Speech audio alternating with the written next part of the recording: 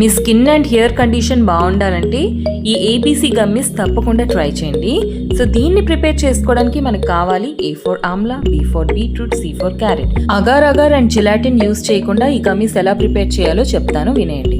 1/2 kg Amla, 2 beetroots, 2 carrots నేను తీసుకున్నాను. దీన్ని అయితే స్టీమ్ కుక్ చేసుకోవాలి. 1/2 గంట ఇవి స్టీమ్ కుక్ చేసాక బయటికి తీసుకొని ఇలా సీడ్స్ అనేవి సపరేట్ చేయాలి ఆమ్లా నుంచి. ఇవన్నిటిని మిక్సీ జార్ లో వేసి కాసేపు బ్లెండ్ చేసుకోండి. సరిపోయినంత బెల్లం యాడ్ చేసి స్మూతీలా అయ్యేటట్టు బ్లెండ్ చేసుకోండి. చూసారా టెక్స్చర్ ఎలా ఉందో? టేస్ట్ చేసి చూడండి. మరీ పుల్లగా ఉంటే మరి కొంచెం బెల్లం యాడ్ చేసుకోవచ్చు. తర్వాత ఈ పేస్ట్ ని పాన్ లో వేసుకోండి. 1 టేబుల్ స్పూన్ సాల్ట్, కొంచెం నిమ్మరసం వేసి కాసేపు కుక్ చేసుకోండి. ముందుగా కలుపుంచుకున్న 1 టేబుల్ స్పూన్ కార్న్ ఫ్లోర్ వేసుకున్నా. కార్న్ ఫ్లోర్ వేసుకుంటే గమ్మీస్ బాగా ఫిక్స్ అవుతుంది. 1 స్పూన్ ఘీ వేసి కాసేపు కుక్ చేసుకోండి.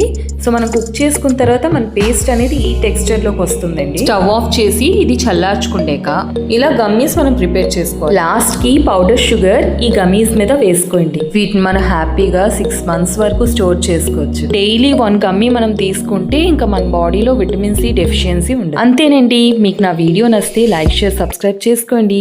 Till then stay tune. Bye.